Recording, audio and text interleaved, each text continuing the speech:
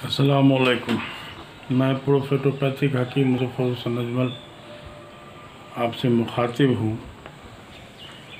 कल कौमी education day मनाया गया है, माने इंटरनेशनल एजुकेशन डे। तो आज उसी से रिलेटेड कुछ बात करने की तबीयत है। अल्लाह ताला ने कुरान शरीफ में सबसे पहले इक़रा से ही स्टार्ट किया है, मतलब कि पढ़ो। और हदीस का मफ़हूम भी है कि इल्म हासिल करो चाहे चीन जाना पड़े। तो चीन का मुराद उस ज़माने के एतबार से सफ़र की परेशानी, चूँकि चीन अरब से बहुत दूर का मुल्क था, माने ये कि इल्म हासिल करने की नीयत से आपको बहुत दूर का सफ़र करना भी पड़े तो कीजिए। और तालीम हासिल करने वाले की बड़ी फजीलत बताई गई है। इल्म के बारे में कुछ लोग मुगालता में पड़ जाते हैं, तो कुरान ही से आइए। तो सबसे पहले अल्लाह ताला ने जब आदम अलैहिस्सलाम को दुनिया में भेजा तो उनको बहुत सारी चीज़ों का नाम बताया और गालिबन सिफत काम भी बताया, मतलब ये है, ये है। तो अब इस हिसाब से हुआ ये कि आदम अलैहिस्सलाम का बढ़ते बढ़ते तिब की तारीख़ में जो है वो लुक़मान अलैहिस्सलाम का नाम तो आता है, जो कुरान शरीफ में लुक़मान अलैहिस्सलाम के नाम से एक सूरा ही है जिनसे बहुत सारी हिकमत की बात आती है। लेकिन सबसे पहला नाम जो है वो तिब की तारीख़ में अस्खली बूस का नाम आता है, जो इदरीस अलैहिस्सलाम का शागिर्द था। बाद के तबीबों में अफलातून, अरस्तु, मिसागोरस और जालिलूस वगैरह का नाम आता है।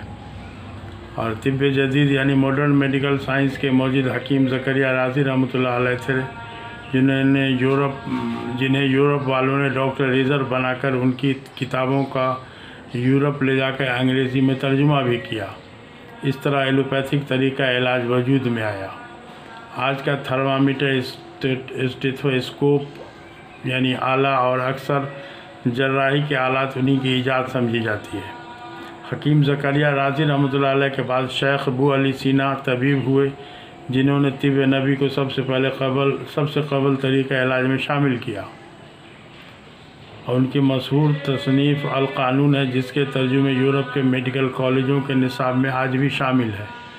उन लोगों से बहुत पहले लुक़मान अलैहिस्सलाम को अल्लाह ताला की जानिब से बतौर बख्शिश फरिश्तों के ज़रिए बादशाहत यानी हुकूमत या हिकमत को पेश किया गया था। तो उन्होंने बादशाहत पर हिकमत को तरजीह देकर एक हबसी ग़ुलाम चरवाहे से हकीम लुक़मान बन गए। उनके नाम से एक सूरा भी कुरान मजीद में है, सूरह लुक़मान।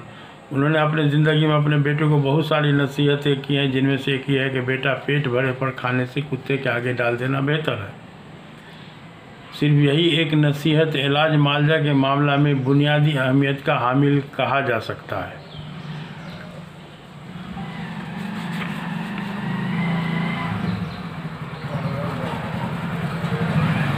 हकीकी मानों में यूनानी तरीक़ा इलाज नबियों वाला इलाज था, चूँकि नबियों से सीना बसीना ये आ रहा था, लेकिन यूनान के लोगों ने इसमें बहुत ज़्यादा अक्लमंदी लगा के इसमें बड़ी तरक्की हासिल किया। और कुछ अक्लमंदी के चक्कर में डिट्रैक भी हो गए। डिट्रैक इस हिसाब से कि बहुत सारी जड़ी दवाई बनाए उन्होंने, लेकिन हराम हलाल की तमीज़ को साइड करके बालाताक रखे। तो जिस बिना पे तरक्की करने के बाद भी आज के टाइम में किसी भी यूनानी वाले हकीम की इतनी हिम्मत नहीं है कि एलोपैथ के डॉक्टर से नज़र मिला के बात कर लें, चूँकि ये लोग एहसास कमतरी में मुब्तला हैं। और इन लोग के जो फिर सरबुलंदी या तरक्की का जो रास्ता था तिब नबी पर अमल करने वाला था, लेकिन इन लोगों ने भी तिब नबी को साइड में कर दिया। बहुत सारी दवा का कम्बिनेशन देखते हैं जिसमें कुछ चीज़ का जो है वो तिब नबी में एक साथ इस्तेमाल मना है, जैसे सेना के साथ हर्रे या खजूर के साथ मतलब इंजीर या मुनक्का किशमिश, इस तरह की बहुत सारी हदीसें परहेज़ के लाइन से, जिसको हमने अपनी किताब में एक जगह जमा भी किया है। तो इन सब बातों को उन लोगों ने बालाए ताक रखकर दवा बनाना शुरू किया, बल्कि हराम हलाल की तमीज़ को भी हटा दिया गया। कुछ दवा है यूनानी में है जो जिसमें ये लोग नेवला का गोश्त भी इस्तेमाल करते हैं। तो बहरहाल बताना, किसी का ऐब निकालना मकसद नहीं, मनसा ये है कि आप जो फेल हो रहे हैं उसके पीछे आपने जो अपने ट्रैक को छोड़ दिया, तिब नबी को अगर आज भी आप पकड़ लें तो इंशाअल्लाह दुनिया में सरबुलंद रहेगी। चूँकि कुरान का दावा है कि वंतुम आलौना इन कुंतुम मोमिनीन, तुम ही सरबुलंद रहोगे अगर तुम मोमिन हो। तो अब यह है कि हमने जो किताब लिखी है तो उस किताब के बारे में एक यूनानी मेडिकल कॉलेज के प्रिंसिपल साहब का एक उस पर ओपिनियन था।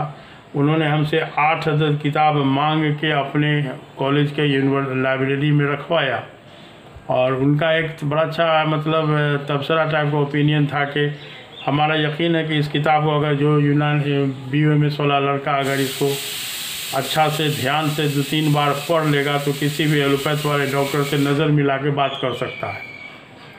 तो चूँकि हमने किताब में उस मतलब एलोपैथ का बखिया उधेड़ दिया है बहरहाल, तो हम तो उसमें 100% नहीं पहुंच पाए, इसलिए कि कोई अपने को 100% फुल फ्लेज नहीं कर सकता है। हमने एलोपैथ के 100 खामी में 70 तक हमारी रिसाई हुई, और जिस 70 में मतलब 60-65 का हमारे पास सॉल्यूशन है अल्हम्दुलिल्लाह। तो जाहिर सी बात है कि जो पैथी में मर्ज़ का कारण ही मालूम नहीं और ज़िंदगी भर मरीज़ को दवा खिलाने की बात की जाती हो, तो उस पैथी पर तो जाहिर सी बात है कि इंशाअल्लाह वो अंतुमुल आलौना इन कुंतुम मोमिनीन वाली बात सादिक होगी। लेकिन है कि इस पर थोड़ा सा यकीन करके हमारे यूनानी वाले हकीमों को भी इस लाइन में आना होगा, नहीं तो इसी तरह से पिछड़ते रहेंगे, अपने को हकीम कहने में भी शर्मावेंगे, बल्कि डॉक्टर कहवा के अपनी अना को तस्कीन देंगे। तो बहरहाल इल्म अल्लाह के पास है, और अल्लाह ने नबी के ज़रिए जो इल्म दिया तो उस इल्म का जो है फ़ायदा उठाना चाहिए। और ये है कि हम अक्सर बोला करते हैं कि आपको 4 आँख खोल के रहना होगा। अब नया नया रिसर्च सब आ रहा है। अभी कुछ दिन पहले अदरक के बारे में एक रिसर्च आया था, बंगाल के एक डॉक्टर थे जादवपुर यूनिवर्सिटी के अदरक में एक जिंजरोल पाया जाता है जो कैंसर सेल को मरने पर मजबूर कर देता है। अभी रिसर्च में एक तो दवा बनी है जो कैंसर सेल का पहचान करने में वो दवा सक्षम है, तो इसके लिए बड़ी खुशी, बहुत ताली पीटी जा रही है, तो बड़ी अच्छी बात है, ठीक है। लेकिन उससे आसानी से मिलने वाला अदरक, जिसको आप अपने घर के अंदर गमला में भी उगा सकते हैं, तो उस तरह का अदरक जो है वो एक आसानी चीज़ है। हदीस के हिसाब से भी था कि जन्नत में जो अल्लाह ताला शरबत पिलावेंगे तो उसमें अदरक की आमेज़िश होगी, मतलब जंजबीला का लफ्ज़ आता है सूरह रहमान में। तो बहरहाल अगर इस पर यकीन करके आगे बढ़िएगा तो इंशाअल्लाह आप सर बुलंद रहिएगा, नहीं तो परेशान हाल बने रहिएगा। तो अब यह है कि इल्म अल्लाह के पास है, अल्लाह से इल्म कामिल मांगना चाहिए, और इस तरह से चलते हुए इंशाअल्लाह कभी भी आप मायूसी के शिकार नहीं हो सकते हैं। किसी भी मर्ज़ में आपको मायूसी नहीं होगी।